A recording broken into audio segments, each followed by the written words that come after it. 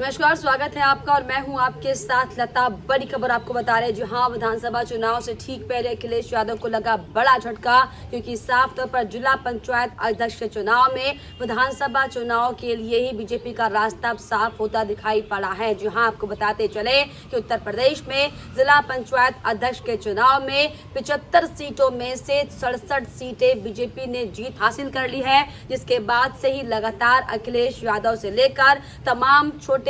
दल और तमाम विपक्षी नेता बौखलाते हुए दिखाई पड़ रहे हैं। जी आपको बताते चले कि अब उत्तर प्रदेश में जिला पंचायत की प्रचंड जीत के बाद पीएम नरेंद्र मोदी, अमित शाह, योगी आदित्यनाथ ने इस जीत को लेकर अपनी खुशी जाहिर की है। और साथ ही साथ जिस तरीके से समाजवादी पार्टी की ओर से 2017 में विधानसभा चुनाव के दौरान ईवीएम पर आरोप लगाए जा रहे थे, तो अब प्रशासन पर आरोप लगाने के बाद सीएम योगी आदित्यनाथ ने भी अखिलेश यादव को करारा जवाब दिया है। जहां एक बार फिर से अखिलेश यादव को विधानसभा चुनाव से ठीक पहले बड़ा झटका लगा है, क्योंकि साफ तौर पर जिस तरीके से जिला पंचायत अध्यक्ष के चुनाव को विधानसभा का सेमीफाइनल चुनाव कहा जाता है, यही बड़ी वजह है कि लगातार अब अखिलेश यादव में बौखलाहट सामने आने लगी है। क्योंकि जिस तरीके से अब तक इस जिला पंचायत अध्यक्ष के चुनाव में समाजवादी पार्टी का दबदबा रहा करता था, तो वहां पर अब बीजेपी ने प्रचंड जीत हासिल कर साफ तौर पर दिखा दिया है कि अगर आप वाकई पूरी शिद्दत के साथ काम करेंगे तो जनता आपका साथ देगी। जी हाँ, और यही बड़ा कारण था उत्तर प्रदेश में सीएम योगी आदित्यनाथ के नेतृत्व में जिस तरीके से काम किए गए थे, जमीनी हालातों को जो जाना गया था, उसका असर अब जिला पंचायत अध्यक्ष के चुनाव में साफ तौर पर देखने को मिला है। हालांकि जिस तरीके से हमने आपको रिपोर्ट्स भी दिखाई थी कि कैसे नामांकन के दिन ही मात्र किस तरीके से 11 नेता जो बीजेपी के थे वो निर्विरोध चुने गए थे, क्योंकि समाजवादी पार्टी के पास उनके सामने खड़ा करने के लिए एक भी कैंडिडेट नहीं था। और यही बड़ा कारण रहा कि अब इस 75 सीटों में आपको बताते चले कि 21 बीजेपी के कैंडिडेट निर्विरोध चुने गए हैं, जिसको लेकर पीएम नरेंद्र मोदी से लेकर बड़े बड़े बीजेपी के आला नेता इस पर अपनी खुशी जाहिर करते हुए दिखाई पड़ रहे हैं। जहां आपको अगर बताते चले कि इस 75 सीटों में से बीजेपी ने 67 सीटों पर अपना कब्जा जमाया है, तो वहीं समाजवादी पार्टी के पास सिर्फ और सिर्फ 5 सीटें आई हैं। तो वहीं आरएलडी 1 पर टिकी हुई थी, तो वहीं जनसत्ता दल के नेता में से सिर्फ एक नेता ने इस पर जीत हासिल की है। और वहीं इसके अलावा इंडिपेंडेंट में एक कैंडिडेट की जीत यहाँ पर होती हुई साफ तौर पर दिखाई दी है। हालांकि आपको बताते चले कि इसको लेकर पीएम नरेंद्र मोदी ने भी अपनी खुशी जाहिर करते हुए साफ तौर पर सीएम योगी आदित्यनाथ का आभार जताया। उन्होंने साफ तौर पर ट्वीट करते हुए लिखा कि यूपी जिला पंचायत चुनाव में भाजपा की शानदार विजय, विकास, जनसेवा और कानून के राज के लिए जनता जनार्दन का दिया हुआ आशीर्वाद है। इसका श्रेय मुख्यमंत्री जी की नीतियों और पार्टी कार्यकर्ताओं के अथक परिश्रम को जाता है। यूपी सरकार और भाजपा संगठन को इसके लिए हार्दिक बधाई है। तो वहीं इसके अलावा आपको बताते चले कि गृह मंत्री अमित शाह ने भी साफ तौर पर इसको लेकर अपनी खुशी जाहिर करते हुए कहा, उत्तर प्रदेश पंचायत चुनाव में भाजपा की सत्य जीत पर योगी जी और स्वतंत्र देव जी के सभी कार्यकर्ताओं को बधाई। नरेंद्र मोदी जी व योगी जी के नेतृत्व में भाजपा सरकार प्रदेश के किसान,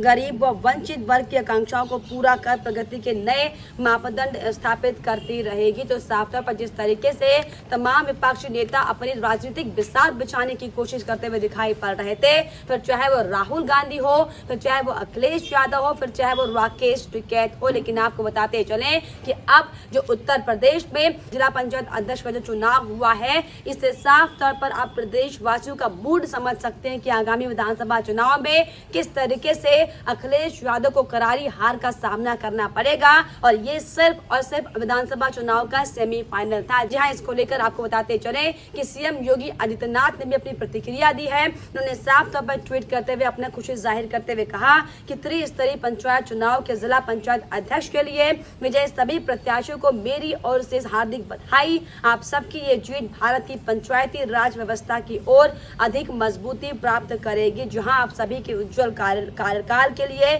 शुभकामनाएं हैं। तो वहीं इसके अलावा शलभ मणि त्रिपाठी से लेकर स्वतंत्र देव और स्मृति ईरानी ने भी साफ तौर पर अपनी इस पर खुशी जताई है और विपक्षियों को करारा जवाब दिया है। जी हाँ, तो जिस तरीके से लगातार आपको याद होगा कि कैसे 2017 के चुनाव में जब भारी बहुमत के साथ बीजेपी ने सरकार बनाई थी, तो किस तरीके से अखिलेश यादव समाजवादी पार्टी के नेता ईवीएम पर तमाम आरोप मरते हुए दिखाई पड़ रहे थे। वहीं जब अब एक बार फिर से जिला पंचायत अध्यक्ष के चुनाव में करारी हार समाजवादी पार्टी की हुई है। तो यहाँ पर एक बार फिर से प्रशासन पर तमाम झूठे आरोप और धांधली की बातें बोलकर एक बार फिर से अपना झूठा राग अलापते समाजवादी पार्टी के नेता हालांकि दिखाई पड़ रहे हैं। लेकिन आपको बताते चले कि इसको लेकर भी सीएम योगी आदित्यनाथ ने साफ तौर पर समाजवादी पार्टी को करारा जवाब देते हुए कहा है कि अगर हम लोकसभा या विधानसभा चुनाव जीतते हैं तो आरोप ईवीएम पर डाले जाते हैं। तब उन्होंने मांग की थी कि बैलेट पेपर से चुनाव होने चाहिए, और इस बार जब बैलेट पेपर से चुनाव हुए हैं तो अब वो प्रशासन पर आरोप लगाते दिखाई पड़ रहे हैं। जी हाँ, तो जिस तरीके से लगातार आपको बताते चले कि समाजवादी पार्टी की बौखलाहट सामने आ रही है, क्योंकि अब तक जिला पंचायत अध्यक्ष के चुनाव में समाजवादी पार्टी का दबदबा रहा करता था। और हाल ये थे, आपको बताते चले कि 2016 की अगर हम बात करें तो समाजवादी पार्टी ने 65 सीटें उत्तर प्रदेश में जीती थी। लेकिन वहीं आप देखिए 2021 में जो अब ये चुनाव हुआ है उसमें किस तरीके से समाजवादी पार्टी का सुपड़ा साफ हुआ है, और सिर्फ गिनती की 5 सीटों में ही समाजवादी पार्टी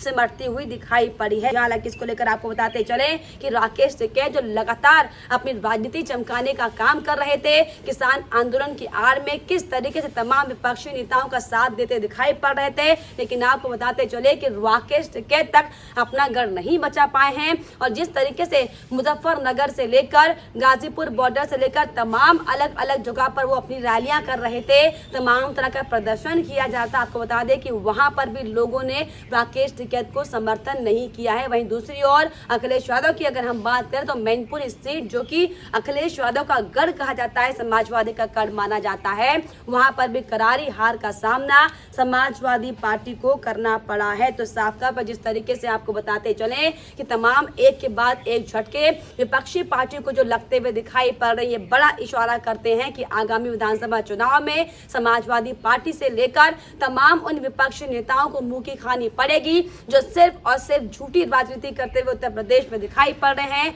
और सिर्फ अपने नाम को चमकाने के लिए तमाम तरह की बयानबाजी और बीजेपी के नेताओं पर झूठे आरोप लगाते हुए दिखाई पड़ रहे हैं। तो साफ तौर पर जिस तरीके से लगातार हमने आपको भी तमाम रिपोर्ट्स दिखाई हैं कि कैसे तमाम विपक्षी नेता सिर्फ और सिर्फ योगी आदित्यनाथ से लेकर पीएम नरेंद्र मोदी की छवि को खराब करने का काम कर रहे थे। लेकिन आपको बताते चले कि ये राजनीति उत्तर प्रदेश में काम नहीं आ रही है, क्योंकि जिस तरीके से सीएम योगी आदित्यनाथ ने धरातल पर जाकर काम किया हो, फिर चाहे वो कोरोना को लेकर हो, फिर चाहे वो वैक्सीन को लेकर हो, फिर चाहे वो उत्तर प्रदेश में विकास को लेकर हो, लेकिन आपको बताते चले कि जिस तरीके से अब तक उत्तर प्रदेश में सिर्फ और सिर्फ गुंडागर्दी देखी जाती थी, सिर्फ और सिर्फ लूट, हत्याएं और तमाम अन्य घटनाएं सामने आती थी। लेकिन अब आपको बताते चले कि सीएम योगी आदित्यनाथ के नेतृत्व में जिस तरीके से उत्तर प्रदेश में काम हो रहा है, वही उसी की बड़ी वजह है कि अब जो गांव के चुनाव होते हैं, दरअसल आपको बता दें कि जो जिला पंचायत अध्यक्ष चुनाव होते हैं, इनमें ग्रामीण क्षेत्रों में विकास को देखते हुए लोग मतदान करते हैं। यही बड़ी वजह रही कि समाजवादी पार्टी के पास कोई भी ऐसा चेहरा नहीं था जिसने ग्रामीण क्षेत्रों में जाकर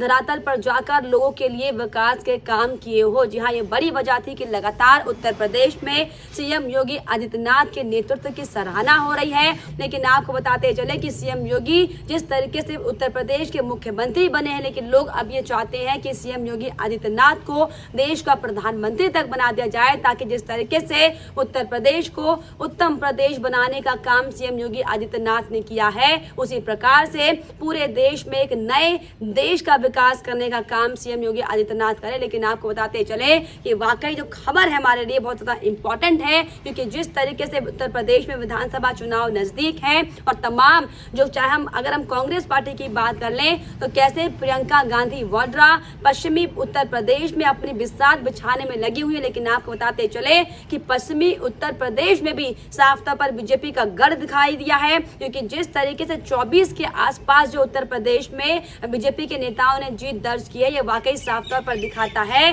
कि पश्चिमी उत्तर प्रदेश जहां पर लगातार जो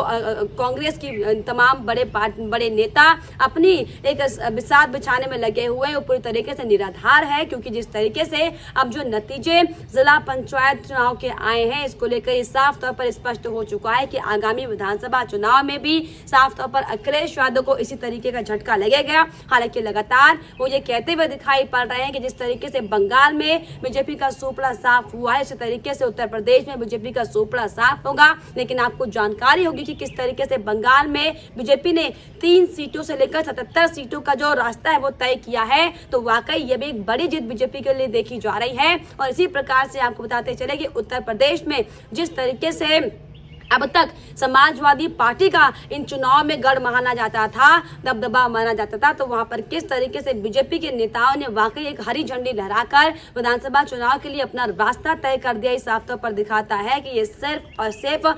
सीएम योगी आदित्यनाथ के प्रयासों का ही परिणाम है, क्योंकि जिस तरीके से हमने भी आपको तमाम रिपोर्ट्स दिखाई है कि सीएम योगी आदित्यनाथ ने धरातल पर जाकर काम किया। अखिलेश यादव, राहुल गांधी जो सिर्फ और सिर्फ ट्विटर पर बैठे बैठे काम करते, यही बड़ा कारण है कि अब उनको लगातार जनता नकार रही है। और जिस तरीके से जो सीएम योगी आदित्यनाथ की लोकप्रियता उत्तर प्रदेश में देखी जा रही है, और यही बड़ा कारण है कि लगातार छोटे से छोटे चुनाव से लेकर बड़े बड़े चुनाव में BJP party, Bharatiya Janata party अपना परचम लहराती हुई नजर आ रही है। लेकिन फिलहाल इस पर आपकी क्या राय है, हमें कमेंट बॉक्स में जरूर लिखिएगा। साथ ही साथ हमारे चैनल को सब्सक्राइब करना भी ना भूलें।